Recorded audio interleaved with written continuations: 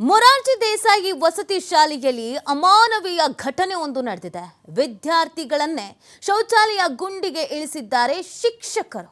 ಕೋಲಾರದ ಯಲುವಹಳ್ಳಿ ಮೊರಾರ್ಜಿ ವಸತಿ ಶಾಲೆಯಲ್ಲಿ ಈ ಘಟನೆ ನಡೆದಿದೆ.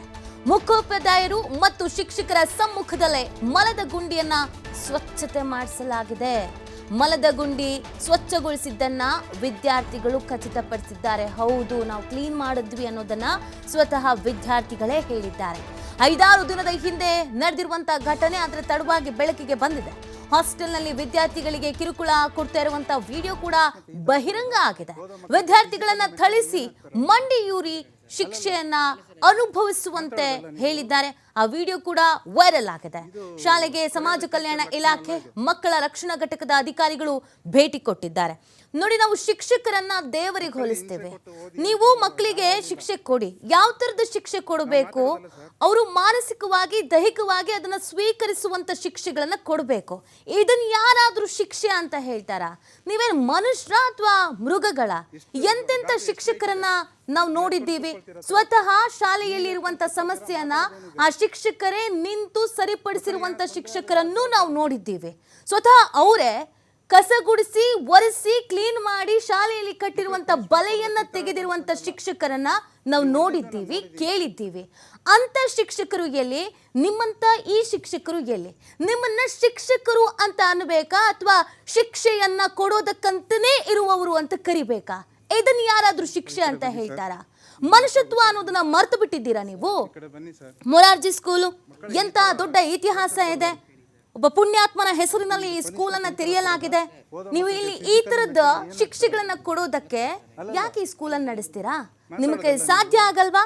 ಮಕ್ಕಳು ನೀವು ಹೇಳ್ದಂಗೆ ಕೇಳ್ತಾ ಇಲ್ವಾ? ಬೀಗ ಹಾಕೊಂಡು ಹೋಗ್ತಾ ಇರಿ. ಅದನ್ನ ಬಿಟ್ಟು ಕಂಡೋರ್ ಮಕ್ಕಳಿಗೆ ಈ ತರ ಹೊಟ್ಟೆ ಉರಿಸಬಾರ್ದು. ಅವ್ರಿನ್ನೂ ಬೆಳೀತಾ ಇರೋ ಮಕ್ಕಳು, ಅವ್ರಿಗೆ ಯಾಕೆ ಈ ತರ ಟಾರ್ಚರ್ ಕೊಡ್ತೀರಾ? ಯಾರು ನಿಮಗೆ ಇದನ್ನ ಅಧಿಕಾರ ಕೊಟ್ಟಿದ್ದು ಈ ತರ ಮಾಡಿ ಅಂತ? ಹೌದು, ಮಕ್ಕಳು ತಪ್ಪು ಮಾಡ್ತಾರೆ, ಕೂರ್ಸಿ ಬುದ್ಧಿ ಹೇಳಿ. ಆದ್ರೆ ಈ ತರ ಮಾನಸಿಕವಾಗಿ ಕೂಡ ಹಿಂಸೆಯನ್ನ ಕೊಡಬಾರ್ದು. ನಿಮಗೆ ರೈಟ್ಸ್ ಇದೆ, ತಿದ್ದುವ ರೈಟ್ಸ್ ಇದೆ. ನಿಮ್ಮನ್ನ ಗುರುಗಳು ಅಂತ ಕರಿತೀವಿ, ಪ್ರೀತಿ ಗೌರವದಿಂದ ಕರಿತೀವಿ. ಆ ಗೌರವವನ್ನ ಉಳಿಸ್ಕೊಳ್ಬೇಕು. ತುಂಬಾ ಜನ ಶಿಕ್ಷಕರು ಇದ್ದಾರೆ, ರಿಟೈರ್ಡ್ ಆಗುತ್ತೆ ಅಂತಾನೆ ಮಕ್ಕಳು ಕಣ್ಣೀರು ಹಾಕ್ತಿರ್ತಾರೆ. ಸಾರ್ ಹೋಗ್ಬೇಡಿ, ಮೇಡಮ್ ಹೋಗ್ಬೇಡಿ, ನೀವೇ ಬೇಕು ಅಂತ. ಆ ಸ್ಕೂಲಿನ ಮೇಲೆ, ಆ ವಿದ್ಯಾರ್ಥಿಗಳ ಮೇಲೆ, ಆ ಶಿಕ್ಷಕರಿಗೆ ಅಂತ ಅಭಿಮಾನ ಇರುತ್ತೆ. ಆ ಮಕ್ಕಳಿಗೂ ಕೂಡ ಆ ಶಿಕ್ಷಕರ ಮೇಲೆ ಅಂತದ್ದೇ ಅಭಿಮಾನ ಇರುತ್ತೆ. ಆದ್ರೆ ಇಂಥ ಶಿಕ್ಷಕರಿದ್ದಾರಲ್ಲ, ಇವರಿಂದ ಬೇರೆಯವ್ರಿಗೂ ಕೂಡ ಹೆಸರು ಹಾಳಾಗತ್ತೆ. ನಿಮಗೆ ಯಾರು ರೈಟ್ಸ್ ಕೊಟ್ಟರು ಸ್ವಾಮಿ ಈ ತರ ಮಕ್ಕಳನ್ನ ನೋಡ್ಕೊಳ್ಳಿ ಅಂತ? ಯಾಕೆ ಈ ತರದ ವರ್ತನೆ ಮಾಡ್ತಾ ಇದ್ದೀರಾ? ಏನ್ ತಪ್ಪು ಮಾಡಿದ್ರು ಆ ಮಕ್ಕಳುಗಳು? ಮಕ್ಕಳನ್ನ ಹಾಸ್ಟೆಲ್ ಅಲ್ಲಿ ಬಿಟ್ಟು ಓದಿಸೋದು ಒಳ್ಳೆ ಎಜುಕೇಶನ್ ಸಿಗ್ಲಿ ಅಂತ.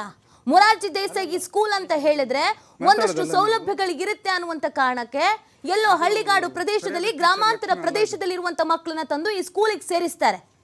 ಒಳ್ಳೆ ಶಿಕ್ಷಣ ಸಿಗಲಿ, ಉಚಿತ ಶಿಕ್ಷಣ ಸಿಗಲಿ ಅಂತ. ನೀವು ಈ ತರ ಅವ್ರನ್ನ ಕೆಲಸದಾಳ್ಗಳ ತರ ಮಾಡ್ಕೊಂಡು ಮಲದ ಗುಂಡಿಯನ್ನ ಕ್ಲೀನ್ ಮಾಡಿಸ್ತೀರಾ ಅಂತ ಅಂದ್ರೆ ನಿಮಗೆ ಮನುಷ್ಯತ್ವ ಅನ್ನೋದಿದ್ಯಾ? ನೀವೆಲ್ಲ ಓದ್ಬಿಟ್ಟು ಟೀಚರ್ಸ್ ಆಗಿದ್ದೀರಾ? ಗೊತ್ತಿಲ್ವಾ ನಿಮಗೆ ಈ ತರದ ಕೆಲಸಗಳನ್ನ ಮಾಡಿಸಬಾರ್ದು ಅಂತ? ಯಾರು ನೀವು ಅದನ್ನ ಶಿಕ್ಷೆಯನ್ನ ಕೊಡೋದಕ್ಕೆ? ಯಾರು ನಿಮಗೆ ಅಧಿಕಾರ ಕೊಟ್ರು? ತಪ್ಪು ಮಾಡಿದ್ರೆ ಕೂರ್ಸ್ ಬುದ್ಧಿ ಹೇಳಿ. ಅವ್ರ ತಂದೆ ತಾಯಿ ಕರ್ಸ್ ಬುದ್ಧಿ ಹೇಳಿ. ಏನ್ ತಪ್ಪು ಮಾಡ್ಬಿಡ್ತಾರೆ? ತಲೆ ಹೋಗಂತ ತಪ್ಪು ಏನ್ ಮಾಡಿದ್ದಾರೆ ಆ ಮಕ್ಳುಗಳು?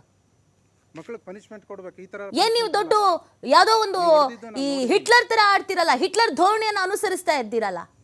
ಈ ವಿಡಿಯೋ ವೈರಲ್ ಆಗಿದೆ. ಇನ್ ಹೆಂಗ್ ಸ್ವಾಮಿ ಮಕ್ಕಳಿಗೆ ಹಾಸ್ಟೆಲ್ ಅಲ್ಲಿ ಬಿಟ್ಟು ಓದಿಸೋದಕ್ಕೆ ಮನ್ಸು ಬರುತ್ತೆ ಪೋಷಕರಿಗೆ? ಇವ್ರನ್ನ ನಂಬ್ಕೊಂಡು ಹೆಂಗ್ ಸ್ವಾಮಿ ಬಿಡಕ್ಕಾಗತ್ತೆ? ಏನಾದ್ರೂ ಹೆಚ್ಚು ಕಮ್ಮಿ ಆದ್ರೆ ಯಾರ್ ಹೊಣೆ, ಯಾರ್ ಜವಾಬ್ದಾರಿ? ನೀವು ಹೊತ್ಕೊಳ್ತೀರಾ ಆ ಜವಾಬ್ದಾರಿಯನ್ನ?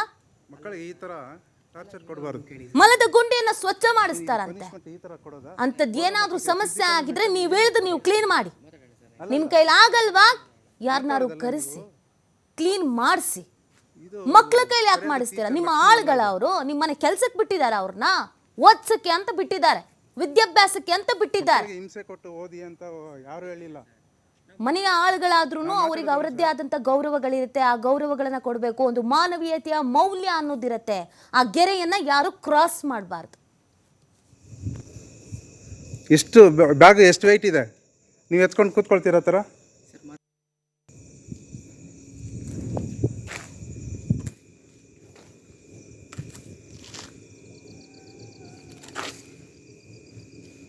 ಸ್ವಲ್ಪ ಈ ಕಡೆ ಬನ್ನಿ ಸರ್, ನಿಮ್ಮ ಮುಖ ಗೊತ್ತಾಗಲಿ. ಸರ್ ಈ ಕಡೆ ಬನ್ನಿ ಸರ್.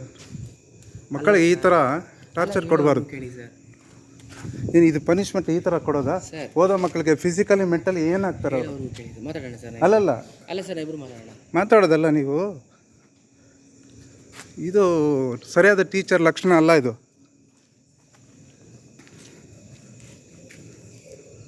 ಮಕ್ಕಳಿಗೆ ಹಿಂಸೆ ಕೊಟ್ಟು ಓದಿ ಅಂತ ಯಾರೂ ಹೇಳಿಲ್ಲ. ಸರ್ ನಾವು ಮಾತಾಡೋಣ ಸರ್. ನಾವು ಮಾತಾಡೋದಲ್ಲ ಸರ್.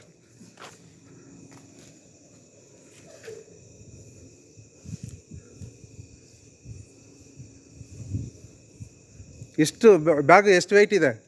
ನೀವು ಎತ್ಕೊಂಡು ಕೂತ್ಕೊಳ್ತೀರಾ ಥರ? ನೀವು ಎತ್ಕೊಂಡು ಕೂತ್ಕೊಳ್ತೀರಾ? ಮಾತಾಡೋದೇನಿದೆ?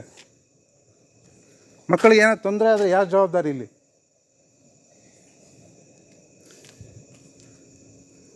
ಮಕ್ಕಳಿಗೆ ಪನಿಷ್ಮೆಂಟ್ ಕೊಡ್ಬೇಕು, ಈ ಥರ ಪನಿಷ್ಮೆಂಟ್ ಅಲ್ಲ. ನೀವು ಹೊಡೆದಿದ್ದು ನಾನು ನೋಡಿದ್ದೀನಿ. ಈ ಬಗ್ಗೆ ಮತ್ತಷ್ಟು ಮಾಹಿತಿಯನ್ನು ನೀಡ್ತಾರೆ ನಮ್ಮ ಪ್ರತಿನಿಧಿ ಸುರೇಶ್ ಬಾಬು. ಸುರೇಶ್ ಬಾಬು, ಇಂಥ ಘಟನೆಗಳನ್ನು ನೋಡಿದಾಗ ಕೆಲವು ಶಿಕ್ಷಕರು ಯಾವ ರೀತಿಯಾಗಿ ವರ್ತನೆ ಮಾಡ್ತಾರೆ ಅಂತಂದರೆ, ಶಿಕ್ಷೆಯನ್ನು ಕೊಡೋದಕ್ಕೆ ಅಂತಾನೆ ಶಿಕ್ಷಕರು ಇರುವುದು ಅನ್ನುವಂಥ ರೀತಿಯಲ್ಲಿ ವರ್ತನೆ ಮಾಡ್ತಾರೆ. ಯಾಕೆ ಈ ಥರದೊಂದು ಪನಿಷ್ಮೆಂಟ್ ಕೊಡ್ತಾ ಇದ್ದಾರೆ? ಆ ಮಕ್ಕಳು ಅಂಥದ್ದು ಏನು ಕೆಲಸ ಮಾಡಿಬಿಟ್ರು, ಏನು ತಪ್ಪು ಮಾಡಿಬಿಟ್ರು? ಮಿತಿ ಇಲ್ಲಿ ಬೇಜವಾಬ್ದಾರಿತನ ಇಡೀ ಎಜುಕೇಶನ್ ಡಿಪಾರ್ಟ್ಮೆಂಟ್ ಮತ್ತು ಮಹಿಳಾ ಮತ್ತು ಮಕ್ಕಳ ಕಲ್ಯಾಣ ಇಲಾಖೆಯ ಸೂಪರ್ವಿಷನ್ ಎಷ್ಟರ ಮಟ್ಟಿಗೆ ವೈಫಲ್ಯವಾಗಿದೆ ಅನ್ನೋದು ಈ ಘಟನೆಯಿಂದ ಬೆಳಕಿಗೆ ಬರ್ತಾ ಇರ್ತಕ್ಕಂಥದ್ದು. ಮಹಿಳಾ ಮತ್ತು ಮಕ್ಕಳ ಕಲ್ಯಾಣ ಇಲಾಖೆ ವತಿಯಿಂದ ಏನು ಶಾಲೆಯ ಮೇಂಟೆನೆನ್ಸ್ ಆಗ್ಬೋದು, ಅದರ ಸುಪರ್ದಿ ಮತ್ತು ಅದರ ಮೇಲ್ವಿಚಾರಣೆ ಮಾಡಬೇಕಿತ್ತು, ಅದು ಎಲ್ಲೋ ಒಂದ್ ಕಡೆ ವೈಫಲ್ಯ ಕಂಡಿದ್ಯಾ ಅಂತ ನಮ್ಮನ್ನ ಈಗ ಕಾಡ್ತಾ ಇರ್ತಕ್ಕಂಥ ಪ್ರಶ್ನೆ. ಮುಖ್ಯವಾಗಿ ಅಂದ್ರೆ ಕೋಲಾರ ಜಿಲ್ಲೆಯ ಮಾಲೂರು ತಾಲೂಕಿನ ಯಲುವಳ್ಳಿ ಮೊರಾರ್ಜಿ ದೇಸಾಯಿ ವಸತಿ ಶಾಲೆಯಲ್ಲಿ ಈ ಘಟನೆ ನಡೆದಿರ್ತಕ್ಕಂಥದ್ದು. ವಿದ್ಯಾರ್ಥಿಗಳಿಂದಲೇ ಮಲದ ಬಿಟ್ಟನ್ನ ಸ್ವಚ್ಛ ಮಾಡಿರ್ತಕ್ಕಂಥ ಕೆಲಸವನ್ನ ಶಿಕ್ಷಕರು ಮಾಡಿರ್ತಕ್ಕಂಥದ್ದು.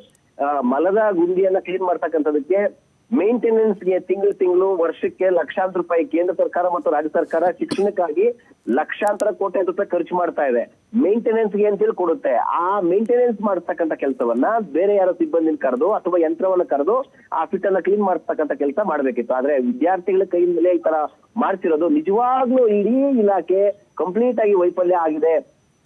ಏನ್ ಮೊರಾರ್ಜಿ ದೇಸಾಯಿ ಶಾಲೆನ ಮೇಂಟೆನೆನ್ಸ್ ಮಾಡ್ತಾ ಇದ್ರು ಪ್ರಿನ್ಸಿಪಾಲ್ ಮತ್ತು ಶಿಕ್ಷಕರ ಸಮ್ಮುಖದಲ್ಲೇ ಈ ತರ ಸ್ವಚ್ಛಗೊಳಿಸ್ತಕ್ಕಂಥ ಕೆಲಸ ಮಾಡ್ತಾ ಇದ್ದಾರೆ ಅಂದ್ರೆ ಮೇಂಟೆನೆನ್ಸ್ ಚಾರ್ಜಸ್ ಡಿಪಾರ್ಟ್ಮೆಂಟ್ ಸಂಬಂಧಪಟ್ಟ ಅದನ್ನೇ ಕೆಲಸ ಮಾಡ್ಲಿಕ್ಕೆ ಇರ್ತಕ್ಕಂಥ ಸಿಬ್ಬಂದಿ ಏನ್ ಮಾಡ್ತಾ ಇದ್ದಾರೆ? ಮಕ್ಕಳ ಕೈಯಲ್ಲಿ ಯಾಕೆ ಮಾಡಿಸ್ಬೇಕು? ಮುಖ್ಯವಾಗಿ ಪ್ರಿನ್ಸಿಪಾಲ್ ಮತ್ತು ಶಿಕ್ಷಕರನ್ನ ಅಮಾನತ್ ಮಾಡಬೇಕು, ಅವ್ರ ಮೇಲೆ ಕಠಿಣ ಕಾನೂನು ಕ್ರಮ ಜರುಗಿಸಬೇಕು. ಇಲ್ಲದೆ ಹೋದ್ರೆ ಪದೇ ಪದೇ ಈ ರೀತಿ ಘಟನೆಗಳು ಮರುಕಳಿಸ್ತಾ ಇದಾವೆ. ಮುಖ್ಯವಾಗಿ ಮೊರಾರ್ಜಿ ದೇಸಾಯಿ ಶಾಲೆಯಲ್ಲಿ ಓದ್ತಾ ಇರ್ತಕ್ಕಂಥ ಮಕ್ಕಳು, ಬಡ ಮಕ್ಕಳು ಮತ್ತು ಪ್ರತಿಭಾವಂತ ಮಕ್ಕಳು, ಅವ್ರಿಗೆ ಅನುಕೂಲ ಆಗ್ಲಿ, ವಿದ್ಯಾಭ್ಯಾಸ ಆಗ್ಬೋದು, ಅವ್ರ ಶೈಕ್ಷಣಿಕ ಜೀವನಕ್ಕೆ ಅನುಕೂಲ ಆಗ್ಲಿ ಅಂತೇಳಿ ಬಡ ಮಕ್ಕಳನ್ನ ಪರೀಕ್ಷೆಗೊಳಪಡಿಸಿ ಸರ್ವೆ ಮಾಡಿ ಅವರನ್ನ ಇಲ್ಲಿ ಕರ್ಕೊಂಡ್ಬಂದು ಅವ್ರಿಗೆ ವಿದ್ಯಾಭ್ಯಾಸ ಕೊಡಿಸ್ತಕ್ಕಂಥ ಕೆಲಸವನ್ನ ಮಾಡ್ತಾ ಇರ್ತಕ್ಕಂಥದ್ದು. ಆದ್ರೆ ವಿವಿಧ ಗ್ರಾಮಗಳಿಂದ ಸುಮಾರು 250ಕ್ಕೂ ಹೆಚ್ಚು ಜನ ಮಕ್ಕಳು ಇಲ್ಲಿ ವಿದ್ಯಾಭ್ಯಾಸವನ್ನು ಮಾಡ್ಕೊಳ್ತಾ ಇದ್ರು. ಮಲದ ಗುಂಡಿನ ಸ್ವಚ್ಛಗೊಳಿಸ್ತಕ್ಕಂಥ ಕೆಲಸವನ್ನ ವಿದ್ಯಾರ್ಥಿಗಳೇ ತಮ್ಮ ನೋವನ್ನ ಸಹ ಶಿಕ್ಷಕರ ಬಳಿ, ಪೋಷಕರ ಬಳಿ ಮತ್ತು ಫ್ರೆಂಡ್ಸ್ ಬಳಿ ಹೇಳ್ಕೊಂಡಿರ್ತಕ್ಕಂಥ ಪ್ರಕರಣ ಇದು. 5-6 ದಿನಗಳ ಹಿಂದೆ ಈ ಘಟನೆ ನಡೆದಿದ್ದು ತಡವಾಗಿ ಬೆಳಕಿಗೆ ಬಂದಿದೆ. ಹಾಸ್ಟೆಲ್ನಲ್ಲಿ ವಿದ್ಯಾರ್ಥಿಗಳಿಗೆ ಯಾರ್ಯಾರು ತುಂಬಾ ಪ್ರಶ್ನೆ ಮಾಡ್ತಾರೆ ಅಥವಾ ಗಟ್ಟಿಯಾಗಿ ಯಾರು ಪ್ರಶ್ನೆ ಮಾಡ್ತಕ್ಕಂಥದ್ದು ಅಥವಾ ಶಿಕ್ಷಕರ ಅಕ್ರಮಗಳನ್ನ ಪ್ರಶ್ನೆ ಯಾರು ಮಾಡ್ತಾರೆ ಆ ಮಕ್ಕಳನ್ನ ಹೊಡಿತಕ್ಕಂಥದ್ದು, ಮಂಜೂರಿ ಅವರನ್ನ ಶಿಕ್ಷೆ ಒಳಪಡಿಸಿ ಅದನ್ನ ಚಿತ್ರೀಕರಣ ಮಾಡ್ಕೊಂಡಿರ್ತಕ್ಕಂಥದ್ದು ಈಗ ಲಭ್ಯ ಆಗಿದೆ. ಸಮಾಜ ಕಲ್ಯಾಣ ಇಲಾಖೆ ಮತ್ತು ಮಹಿಳಾ ಮತ್ತು ಮಕ್ಕಳ ಕಲ್ಯಾಣ ಇಲಾಖೆ ತುಂಬಾ ಗಂಭೀರವಾಗಿ ಪ್ರಕರಣ ಪರಿಗಣಿಸಬೇಕು. ಯಾಕೆಂದ್ರೆ ಈಗಾಗಲೇ ಬೆಳಗಾವಿಯಲ್ಲಿ ಮಹಿಳೆಯನ್ನ ವ್ಯವಸ್ಥೆಗೊಳಿಸಿ ಸಮಾಜ ತಲೆ ತಗ್ಗಿಸ್ತಕ್ಕಂಥ ಕೆಲಸ ಏನಾಗಿದೆ ಅತ್ತ ಕಡೆ ಗಮನ ಕೊಡ್ತಾ ಇರ್ತಕ್ಕಂಥ ಇಲಾಖೆ ಈಗಾಗಲೇ ಭ್ರೂಣ ಹತ್ಯೆ ಇಡೀ ರಾಜ್ಯದಲ್ಲಿ ಸಖತ್ ಸದ್ದು ಮಾಡ್ತಾ ಇದೆ. ಎಲ್ಲೋ ಒಂದ್ ಕಡೆ ಮಹಿಳಾ ಮತ್ತು ಮಕ್ಕಳ ಕಲ್ಯಾಣ ಇಲಾಖೆ ಈ ವಿಚಾರದಲ್ಲಿ ಈಗ ಈ ಮೊರಾರ್ಜಿ ದೇಸಾಯಿ ಸ್ಕೂಲ್ ಆಗಿರ್ಬೋದು, ಈ ತರ ವಸತಿ ಶಾಲೆಗಳಾಗಿರ್ಬೋದು, ಇಲ್ಲಿ ಮೇಂಟೆನೆನ್ಸ್ಗೆ ಅಂತ ವಾರ್ಡನ್ ಇರ್ತಾರೆ, ಸಿಬ್ಬಂದಿ ಇರುತ್ತೆ. ಈ ಸಮಯಕ್ಕೆ ತಕ್ಕಂಗೆ ಕ್ಲೀನ್ ಮಾಡಬೇಕು, ಸ್ವಚ್ಛತೆ ಮಾಡಬೇಕು ಅನ್ನೋದಕ್ಕೇ ಅವ್ರನ್ನ ಕೆಲಸಕ್ಕೆ ಇಟ್ಕೊಂಡಿರ್ತಾರೆ. ಅದಕ್ಕೆ ಸಂಬಳ ಕೂಡ ಕೊಡ್ತಾರೆ. ಪುಕ್ಷಟ್ಟೆ ಏನು ಅವ್ರು ಕೆಲಸ ಮಾಡಲ್ಲ. ಈಗ ಇಷ್ಟೆಲ್ಲ ಆಗಿದ್ರೂ ಕೂಡ ಯಾಕೆ ಇಲ್ಲಿವರೆಗೂ ಏನು ಆ್ಯಕ್ಷನ್ ತೆಗೆದುಕೊಂಡಿಲ್ಲ? ಯಾರನ್ನಾರು ಸಸ್ಪೆಂಡ್ ಮಾಡಿರೋದು, ಯಾರನ್ನಾರು ವಿಚಾರಣೆಗೆ ಒಳಪಡಿಸಿರೋದು, ಈ ಥರದ್ದು ಏನಾದರೂ ನಡೆದಿದೆಯಾ? ಯಾಕಂದರೆ ಮೊರಾರ್ಜಿ ವಸತಿ ಶಾಲೆಯಲ್ಲಿ ಈ ಥರದ ಪ್ರಕರಣಗಳು ಇತ್ತೀಚಿನ ದಿನಗಳಲ್ಲಿ ಹೆಚ್ಚಾಗಿ ಕೇಳಿಬರ್ತಾ ಇದೆ. ಅಂದರೆ ಇವರಿಗೆ ಹೇಳೋರು ಕೇಳೋರು ಯಾರೂ ಇಲ್ವಾ? ಅಥವಾ ಸರ್ಕಾರದಿಂದ ಬರ್ತಿರುವಂಥ ಅನುದಾನವನ್ನು ತಿಂದು ತಿಂದು ತಿಂದು ದಪ್ಪ ಚರ್ಮ ಆಗಿಬಿಟ್ಟಿದೆಯಾ, ಎಮ್ಮೆ ಚರ್ಮ ಆಗಿಬಿಟ್ಟಿದೆಯಾ ಅವ್ರುಗಳದ್ದು?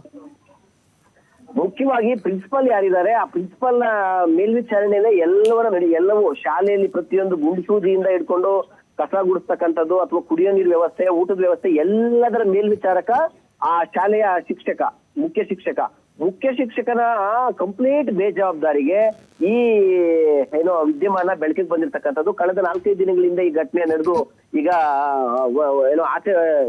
ವಿಷಯ ಮತ್ತು ವಿಡಿಯೋಗಳು ಮತ್ತು ಫೋಟೋಗಳು ಲೀಕ್ ಆಗಿದೆ. ಈ ಸಂಬಂಧ ತಪ್ಪಿತಸ್ಥ ಶಿಕ್ಷಕರು ಯಾರಿದ್ದಾರೆ ಅವ್ರ ಮೇಲೆ ಕ್ರಮ ಜರುಗಿಸಬೇಕು. ಮುಖ್ಯವಾಗಿ ಪ್ರಿನ್ಸಿಪಾಲ್ ಯಾರಿದ್ದಾರೆ, ಪ್ರಿನ್ಸಿಪಾಲ್ ನೇರ ಹೊಣೆ ಮಾಡಬೇಕು.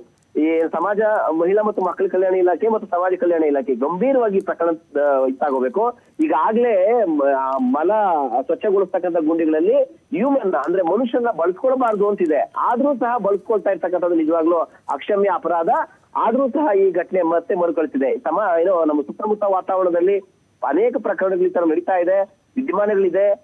ತುಂಬಾ ಕಾನೂನು ಕಟ್ಲೆಗಳಿದ್ರೂ ಸಹ ಯಾಕೆ ಈ ಸಂಬಂಧಪಟ್ಟವರು ಈ ತರ ಮಾಡ್ತಾ ಇದ್ದಾರೆ, ಇದನ್ನ ಸರ್ಕಾರ ಗಂಭೀರವಾಗಿ ಪರಿಗಣಿಸಬೇಕು ಮತ್ತು ತಪ್ಪಿತಸ್ಥರಿಗೆ ಶಿಕ್ಷೆ ಕಡ್ಡಾಯವಾಗಿ ನೀಡಬೇಕಿದೆ. ನೀತಿ ಸುರೇಶ್ ಬಾಬು, ಈಗ ಇಂಥ ವಸತಿ ಶಾಲೆಗಳಿರುತ್ತಲ್ಲ, ಈಗ ನವೋದಯ ಆಗಿರ್ಬೋದು, ಮೊರಾರ್ಜಿ ಆಗಿರ್ಬೋದು, ಮತ್ತೆ ಸರ್ಕಾರದ ಅಂಡರ್ನಲ್ಲಿ ಬರುವಂಥ ಬೇರೆ ಬೇರೆ ಸ್ಕೂಲ್ಸ್ಗಳಾಗಿರ್ಬೋದು, ಈ ಥರ ಹಾಸ್ಟೆಲ್ಸ್ ಎಲ್ಲ ಇದ್ದಾಗ ಅಲ್ಲಿಗೆ ಸಂಬಂಧಪಟ್ಟಂಥ ತಾಲೂಕು ಮಟ್ಟದ ಅಥವಾ ಜಿಲ್ಲಾ ಮಟ್ಟದ ಅಧಿಕಾರಿಗಳು ಆಗಾಗ ಭೇಟಿ ಕೊಡ್ತಾ ಇರಬೇಕು. ಅದು ರೂಲ್ಸ್ ಆ್ಯಂಡ್ ರೆಗ್ಯುಲೇಷನ್ಸ್ ಇದೆ. ಅಂದರೆ ಅಲ್ಲಿ ಯಾವ ಥರದ ಫುಡ್ ಇದೆ, ಅಲ್ಲಿ ಮಕ್ಕಳು ಹೇಗಿದ್ದಾರೆ, ಅವ್ರ ಆರೋಗ್ಯ ವ್ಯವಸ್ಥೆ ಹೇಗಿದೆ, ಸ್ವಚ್ಛತೆ ಹೇಗಿದೆ, ಯಾವ ಥರದ ಪಾಠ ನಡೀತಿದೆ, ಇದೆಲ್ಲವನ್ನು ತಿಳ್ಕೊಳ್ಬೇಕಾಗತ್ತೆ. ಇಲ್ಲಿಗೆ ಯಾವ ಅಧಿಕಾರಿಗಳು ಭೇಟಿ ಕೊಡ್ತಾ ಇರಲಿಲ್ವಾ, ಅಥವಾ ಕೊಟ್ಟಂಥ ಸಂದರ್ಭದಲ್ಲಿ ಮಕ್ಕಳು ಹೆದರ್ಕೊಂಡು ಭಯಕ್ಕೆ ಒಳಗಾಗಿ ಏನು ಆಗ್ತಿರೋ ಕಷ್ಟಗಳನ್ನ ಹೇಳ್ಕೊಳ್ತಾ ಇರಲಿಲ್ವೋ, ಅಥವಾ ಏನು ಸಮಸ್ಯೆ ಇದ್ರಲ್ಲ, ಅಧಿಕಾರಿಗಳು ಶಾಮೀಲಾಗ್ಬಿಟ್ಟಿದಾರೋ ಏನು ಅಂತ? ಖಂಡಿತವಾಗ್ಲೂ ನೀತಿ, ಈಗ ಇದು ತಿಂಗಳು ಏನು ಹಣ ಬಿಡುಗಡೆ ಆಗುತ್ತೆ. ಆ ತಿಂಗಳ ಹಣ ಅಲ್ಲಿ ಅಂದ್ರೆ ಕ್ಲಸ್ಟರ್ ಮಟ್ಟದಲ್ಲಿ, ಹೋಬಳಿ ಮಟ್ಟದಲ್ಲಿ, ತಾಲೂಕ್ ಮಟ್ಟದಲ್ಲಿ ಮತ್ತು ಜಿಲ್ಲಾ ಮಟ್ಟದಲ್ಲಿ ಕಂಪ್ಲೀಟ್ ಆಗಿ ಮಂತ್ಲಿಗೆ ಈ ಸರ್ಕಾರದ ಹಣವನ್ನ ಕೊಳ್ಳೆ ಹೊಡಿಲಿಕ್ಕೆ ಅಥವಾ ಗುಳುಂ ಮಾಡ್ಲಿಕ್ಕೆ ಭ್ರಷ್ಟ ವ್ಯವಸ್ಥೆ ಯಾವ ರೀತಿ ಪ್ಲಾನ್ ಮಾಡ್ಕೊಂಡು ಮಾಡ್ತಾ ಇದೆ ಅನ್ನೋದಕ್ಕೆ ಇದೊಂದು ಎಕ್ಸಾಂಪಲ್ ಅಂತ ಹೇಳ್ಬೋದು. ಯಾಕೆ ಅಂತಂದ್ರೆ ಮಲಗುಂಡಿಯನ್ನ ಸ್ವಚ್ಛಗೊಳಿಸ್ತಕ್ಕಂಥ ಕೆಲಸ ಅಥವಾ ಸ್ವಚ್ಛತೆಯನ್ನ ಮೇಂಟೈನ್ ಮಾಡ್ಲಿಕ್ಕೆ ಕಂಪ್ಲೀಟ್ ಆಗಿ ಡಿಪಾರ್ಟ್ಮೆಂಟ್ ಇದೆ, ಇಲಾಖೆ ಇದೆ ಮತ್ತು ಅದಕ್ಕೆ ಇಂತಿಷ್ಟು ಹಣವನ್ನ ಬಿಡುಗಡೆ ಮಾಡುತ್ತೆ. ಬೇರೆ ಕೆಲಸಗಾರರನ್ನ ಕರೆದು ಅದು ಕಾಂಟ್ರಾಕ್ಟ್ ಗುತ್ತಿಗೆ ಆಧಾರದ ಮೇಲೆ ಅದನ್ನ ಕೆಲಸ ಮಾಡಿಸ್ಬೋದು. ಕಾಂಟ್ರಾಕ್ಟ್ ಬೇಸಿಸ್ ಮೇಲೂ ಕೆಲಸ ಮಾಡಿಸ್ತಕ್ಕಂಥ ವ್ಯವಸ್ಥೆ ಇದೆ. DDPI ಆಮೇಲೆ BEO ಜೊತೆಗೆ ಸಂಬಂಧಪಟ್ಟ ಮಹಿಳಾ ಮತ್ತು ಮಕ್ಕಳ ಕಲ್ಯಾಣ ಇಲಾಖೆ ಅಧಿಕಾರಿಗಳು ಇದರ ಮೇಲುಸ್ತುವಾರಿಯನ್ನ ಮಾಡ್ಬೇಕಾಗಿರೋದು. ಆದ್ರೆ ಸರ್ಕಾರದ ಹಣ ಬರೀ ಜನಸಾಮಾನ್ಯರಿಗೆ ಹೆಸರಲ್ಲಿ ಮಾತ್ರ ಬಿಡುಗಡೆ ಆಗ್ತಕ್ಕಂಥ ಹಣ ಅಧಿಕಾರಿಗಳು, ನೀವು ಹೇಳಿದಾಗೆ ಅಧಿಕಾರಿಗಳು ಮತ್ತು ದಪ್ಪ ಚರ್ಮದ ಅಧಿಕಾರಿಗಳ ಜೇಬ್ ಸೇರ್ಕೊಳ್ತಾ ಇದೆ. ಒಬ್ಬ ಲೋಕಾಯುಕ್ತರು ಈ ತರ ಭ್ರಷ್ಟ ಅಧಿಕಾರಿಗಳ ಮೇಲೆ ದಾಳಿ ಮಾಡಿದಾಗ ಮನೆಯಲ್ಲಿ ಕೋಟಿ ಗಟ್ಟಲೆ ಹಣ, ಕೆಜಿ ಗಟ್ಟಲೆ ಚಿನ್ನ, ಬೆಳ್ಳಿ ಈ ತರ ಎಲ್ಲ ಹಣ ಹೇಗ್ ಪತ್ತೆ ಆಗುತ್ತೆ ಅಂದ್ರೆ ನೋಡಿ, ಈ ರೀತಿಯ ಅಕ್ರಮಗಳಿಂದ ಸಂಪಾದನೆ ಮಾಡಿರ್ತಕ್ಕಂಥ ಹಣ, ಗಳಿಸಿರ್ತಕ್ಕಂಥ ಹಣ, ಭ್ರಷ್ಟಾಚಾರದ ಹಣದಿಂದ ಈ ರೀತಿ ದೊಡ್ಡ ಮಟ್ಟದ ಪ್ರಕರಣಗಳು ಬೆಳಕಿಗೆ ಬರ್ತಕ್ಕಂಥದ್ದು. ಇಲ್ಲೂ ಅಷ್ಟೇ ಕಂಪ್ಲೀಟ್ ಆಗಿ ಮೊರಾರ್ಜಿ ದೇಸಾಯಿ ಶಾಲೆ ಇರ್ಬೋದು, ರಾಣಿ ಚೆನ್ನಮ್ಮ ವಸತಿ ಶಾಲೆ ಇರ್ಬೋದು, ಈ ಏನು ಮಕ್ಕಳು ಅಂದ್ರೆ ಸಮಾಜದಲ್ಲಿ ಕಟ್ಟಕಡೆಯ ಮಗುವಿಗೂ ಶಿಕ್ಷಣ ಸಿಗ್ಬೇಕು, ಬಡ ಮಕ್ಕಳು ವಿದ್ಯಾಭ್ಯಾಸದಿಂದ ಮತ್ತು ಕ್ರೀಡೆಯಿಂದ ವಂಚಿತರಾಗಬಾರ್ದು ಅನ್ನೋ ನಿಟ್ಟಿನಲ್ಲಿ ಈ ಮೊರಾರ್ಜಿ ದೇಸಾಯಿ ವಸತಿ ಶಾಲೆನ ಸರ್ಕಾರ ಕಟ್ಟಿ ಅದನ್ನ ಮೇಂಟೆನೆನ್ಸ್ ಮಾಡ್ತಕ್ಕಂಥದ್ದು. BEO, DDPI ಮತ್ತು CDPO ಈ ಎಲ್ಲ ಅಧಿಕಾರಿಗಳು ಇದರ ಮೇಲೆ ಉಸ್ತುವಾರಿಯನ್ನು ವಹಿಸ್ಕೋಬೇಕು. ಮಹಿಳಾ ಮತ್ತು ಮಕ್ಕಳ ಕಲ್ಯಾಣ ಇಲಾಖೆ, ಸಮಾಜ ಕಲ್ಯಾಣ ಇಲಾಖೆ ಮತ್ತು ಸಾರ್ವಜನಿಕ ಶಿಕ್ಷಣ ಇಲಾಖೆ ಕಂಪ್ಲೀಟ್ ಆಗಿ ಈ ಪ್ರಕರಣದಲ್ಲಿ ವೈಫಲ್ಯ ಕಂಡಿದೆ. ಸಮೂಲಾಗ್ರವಾಗಿ ಬರೀ ಕೋಲಾರ, ಮಾಲೂರಲ್ಲಿ, ಯಲುವಳ್ಳಿ, ಮೊರಾರ್ಜಿ ದೇಸಾಯಿ ಶಾಲೆ ಅಂತಲ್ಲ, ಇಡೀ ರಾಜ್ಯದಲ್ಲಿ ಇರ್ತಕ್ಕಂಥ ಎಲ್ಲ ವಸತಿ ಶಾಲೆಗಳ ಸ್ಥಿತಿಗತಿ ಏನಿದೆ ಕಂಪ್ಲೀಟ್ ಆಗಿ ರಿಪೋರ್ಟ್ ತಗೊಂಡು ಸಮಗ್ರ ತನಿಖೆ ನಡೆಸಿದಾಗ ಈ ಪ್ರಕರಣದ ಮತ್ತಷ್ಟು ಆಳ ಅಗಲ ಹೊರಬರ್ತಕ್ಕಂಥದ್ದು. ಈ ನಿಟ್ಟಿನಲ್ಲಿ ಎಜುಕೇಶನ್ ಡಿಪಾರ್ಟ್ಮೆಂಟ್ ನ ಮಿನಿಸ್ಟರ್ ಆಗ್ಬೋದು ಅಥವಾ ಸಂಬಂಧಪಟ್ಟವರು ಏನ್ ಕ್ರಮ ಜರುಗಿಸ್ತಾರೆ ಅನ್ನೋದೀಗ ನಮ್ಮ ಮುಂದೆ ಇರ್ತಕ್ಕಂಥ ಪ್ರಶ್ನೆ. ಥ್ಯಾಂಕ್ ಯು ಸುರೇಶ್ ಬಾಬು ತಮ್ಮ ಡೀಟೇಲ್ಸ್ಗಾಗಿ.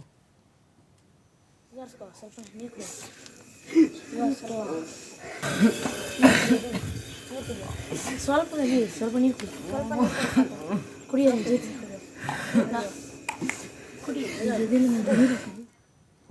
ನೋಡಿ, ಕೋಲಾರದ ಮೊರಾರ್ಜಿ ದೇಸಾಯಿ ಸ್ಕೂಲ್ನಲ್ಲಿ ಯಾವ ಥರದೊಂದು ಪರಿಸ್ಥಿತಿ ನಿರ್ಮಾಣ ಆಗಿದೆ, ಅಲ್ಲಿನ ಮಕ್ಕಳನ್ನ ಯಾವ ರೀತಿಯಾಗಿ ಶಿಕ್ಷಕರು ಮತ್ತು ಅಲ್ಲಿನ ವಾರ್ಡನ್ ಟ್ರೀಟ್ ಮಾಡ್ತಾ ಇದ್ದಾರೆ ಅನ್ನೋದನ್ನು ನಾವು ನೋಡ್ತಾ ಇದ್ವಿ. ನಿಜವಾಗ್ಲೂ ಕೂಡ ಇದು ಇಡೀ ಸಮಾಜ ಶೈಕ್ಷಣಿಕವಾಗಿ ನಾವು ಮುಂದೆ ಬರಬೇಕು ಅನ್ನುವಂಥ ನಿಟ್ಟಿನಲ್ಲಿ ಕೇಂದ್ರ ಸರ್ಕಾರ ಆಗಿರ್ಬೋದು ಅಥವಾ ರಾಜ್ಯ ಸರ್ಕಾರ ಆಗಿರ್ಬೋದು ಹಲವು ಯೋಜನೆಗಳನ್ನು ಜಾರಿಗೆ ತರುತ್ತೆ. ಯಾಕೆ ಜಾರಿಗೆ ತರ್ತಾರೆ? ತಲೆಕೆಟ್ಟು ಜಾರಿಗೆ ತರ್ತಾರಾ? ಮಕ್ಕಳಿಗೆ ಉತ್ತಮ ಮಟ್ಟದ ಶಿಕ್ಷಣ ಸಿಗಬೇಕು ಅನ್ನುವಂಥ ನಿಟ್ಟಿನಲ್ಲಿ. ನೋಡಿ, ಈಗಲೂ ಗ್ರಾಮೀಣ ಭಾಗದ ಪ್ರದೇಶದ ಮಕ್ಕಳು ಎಜುಕೇಷನ್ಗೆ ಹಿನ್ನಡೆ ಆಗ್ತಾ ಇರುತ್ತೆ. ಒಂದು ಸ್ಕೂಲ್ಗೆ ಹೋಗಬೇಕು, ಒಂದು ಕಾಲೇಜಿಗೆ ಹೋಗಬೇಕು ಅಂದರೆ 10-12 ಕಿಲೋಮೀಟ್ರ್ ನಡ್ಕೊಂಡು ಬರಬೇಕು, ನಡ್ಕೊಂಡು ಹೋಗಬೇಕು. ನೀವು ಕೇವಲ ಬೆಂಗಳೂರು ಅಥವಾ ಅಭಿವೃದ್ಧಿ ಆಗಿರುವ ನಗರಗಳ ಸ್ಕೂಲ್ನ ಅಥವಾ ಮಕ್ಕಳ ಎಜುಕೇಷನ್ ಮಾತ್ರ ಗಮನ ಹರಿಸಬೇಡಿ. ಮೊರಾರ್ಜಿ ದೇಸಾಯಿ ಆಗಿರ್ಬೋದು ಅಥವಾ ನವೋದಯ ಆಗಿರ್ಬೋದು ಅಥವಾ ಬೇರೆ ಬೇರೆ ರೀತಿಯಾದಂಥ ಇಂತಹ ಸ್ಕೂಲ್ಸ್ಗಳು ಯಾಕೆ ಓಪನ್ ಆಗಿದ್ದು ಅಂದರೆ ಗ್ರಾಮೀಣ ಭಾಗದ ಪ್ರತಿಭಾನ್ವಿತ ಮಕ್ಕಳಿಗೆ ಒಳ್ಳೆಯ ಎಜುಕೇಷನ್ ಸಿಗಬೇಕು ಅನ್ನುವಂಥ ಕಾರಣಕ್ಕೆ. ಆ ಕಾರಣಕ್ಕಾಗಿಯೇ ಸಾವಿರಾರು ಕೋಟಿ ಅನುದಾನ ಬಿಡುಗಡೆ ಆಗೋದು. ಈ ಸ್ಕೂಲಲ್ಲಿ ಓದೋ ಮಕ್ಕಳಿಗೆ ಪ್ರತಿಯೊಂದು ಫ್ರೀ ಇರುತ್ತೆ. ಯಾಕೆ ಅಂತ ಅಂದರೆ ದುಡ್ಡಿನ ಸಮಸ್ಯೆ ಆಗುತ್ತೆ, ಆರ್ಥಿಕವಾಗಿ ನಾವು ಹಿಂದುಳಿದಿದ್ದೀವಿ ಅನ್ನುವಂಥ ಕಾರಣಕ್ಕೆ ಮಕ್ಕಳಿಗೆ ಎಜುಕೇಷನ್ ಕೊಡಿಸ್ತೇ ಇರಬಾರ್ದು ಪೋಷಕರಿಗೆ ಹೊರೆ ಆಗಬಾರ್ದು ಮಕ್ಕಳ ಎಜುಕೇಷನ್ ಅನ್ನುವಂಥ ಕಾರಣಕ್ಕೆ. ಅಂಥ ವಸತಿ ಶಾಲೆಯಲ್ಲಿ ಈ ಥರದ ವರ್ತನೆಗಳು ಆದಾಗ ನಮ್ಮ ಸಮಾಜ ಎಲ್ಲಿದೆ, ಏನು ಮಾಡ್ತಾ ಇದ್ದೀವಿ, ಹೇಗಿದ್ದೀವಿ, ಯಾಕೆ ಇಂಥ ಪರಿಸ್ಥಿತಿಯನ್ನು ಇನ್ನೂ ಅನುಭವಿಸ್ತಾ ಇದ್ದೀವಿ? ನೋಡಿ, ನಮ್ಮ ಸಮಾಜ ಬದಲಾಗಬೇಕು ಅಂತಂದರೆ ಅದು ಎಲ್ಲಿಂದ ಶುರು ಆಗಬೇಕು? ಸ್ಕೂಲಿಂದ ಶುರು ಆಗಬೇಕು. ಈ ಜಾತಿ ಪದ್ಧತಿ ಆಗಿರ್ಬೋದು ಅಥವಾ ಈ ಥರದ್ದು ಒಂದಷ್ಟು ಅನಿಷ್ಟ ಪದ್ಧತಿಗಳಾಗಿರಬಹುದು, ಇದೆಲ್ಲ ಎಲ್ಲಿಂದ ಸರಿ ಹೋಗಬೇಕು ಅಂತಂದ್ರೆ ತಳಮಟ್ಟದಿಂದ ಸರಿ ಹೋಗಬೇಕು ಅಂತಂದ್ರೆ ಪ್ರತಿ ಸ್ಕೂಲಲ್ಲೂ ಒಳ್ಳೆಯ ವಿದ್ಯಾಭ್ಯಾಸ ಸಿಗಬೇಕು, ಸಂಸ್ಕಾರ ಸಿಗಬೇಕು ಅಂತ. ತಂದೆ ತಾಯಿ ಇಬ್ಬರ ಪ್ರೀತಿ ಬೆಂಬಲ ಸಿಗೋದು ಒಬ್ಬ ವ್ಯಕ್ತಿಯಿಂದ ಅಂದ್ರೆ ಅದು ಗುರುಗಳಾದವರು ಮಕ್ಕಳನ್ನ ಯಾವ ರೀತಿಯಾಗಿ ನಡೆಸ್ಕೊಳ್ತಾರೆ, ಅವರ ತಲೆಗೆ ಏನು ತುಂಬುತ್ತಾರೆ, ಅದು ನಮ್ಮ ಸಮಾಜದ ತುಂಬುತ್ತೆ. ಶಿಕ್ಷಕರ ಪಾತ್ರ ಅಂತ ಮಹತ್ವವಾದ ಪಾತ್ರ. ಅದಕ್ಕೆ ಅವರನ್ನ ದೇವರಿಗೆ ಸಮಾನ ಅಂತ ಹೇಳೋದು. ತಂದೆ ತಾಯಿನ ಹೊರತುಪಡಿಸಿದ್ರೆ ಇನ್ನು ದೇವರಿಗೆ ಹೋಲಿಸೋದು ಗುರುಗಳನ್ನೇ. ಅವರ ಕಣ್ಣೆದುರೇ ಈ ಥರ ಆಗತ್ತೆ, ಅವರೇ ಈ ಥರದ ಶಿಕ್ಷೆಗಳನ್ನು ಕೊಡ್ತಾರೆ ಅಂತಂದ್ರೆ ಇನ್ನೆಲ್ಲ ಅಭಿವೃದ್ಧಿ ಆಗುತ್ತೆ? ಇಲ್ಲಿ ಎಲ್ಲಿ ಸಮಾನತೆ ಅನ್ನೋದು ಬೆಳೆಯುತ್ತೆ? ಇನ್ನೆಲ್ಲಿ ಮಕ್ಕಳ ಬುದ್ಧಿಮಟ್ಟ ಆಗಿರ್ಬೋದು ಅಥವಾ ಮಾನಸಿಕವಾಗಿ ದೈಹಿಕವಾಗಿ ಅವರ ಆಲೋಚನೆಗಳು ಯೋಚನೆಗಳು ಕೂಡ ಎಲ್ಲವೂ ಬದಲಾಗಿ ಹೋಗುತ್ತೆ. ಇದು ಕಂಪ್ಲೀಟ್ ಆಗಿ ಎಜುಕೇಷನ್ ಸಿಸ್ಟಮ್ ಮೇಲೆ ಹೊಡೆತ ಬೀಳುತ್ತೆ ಅಲ್ವಾ?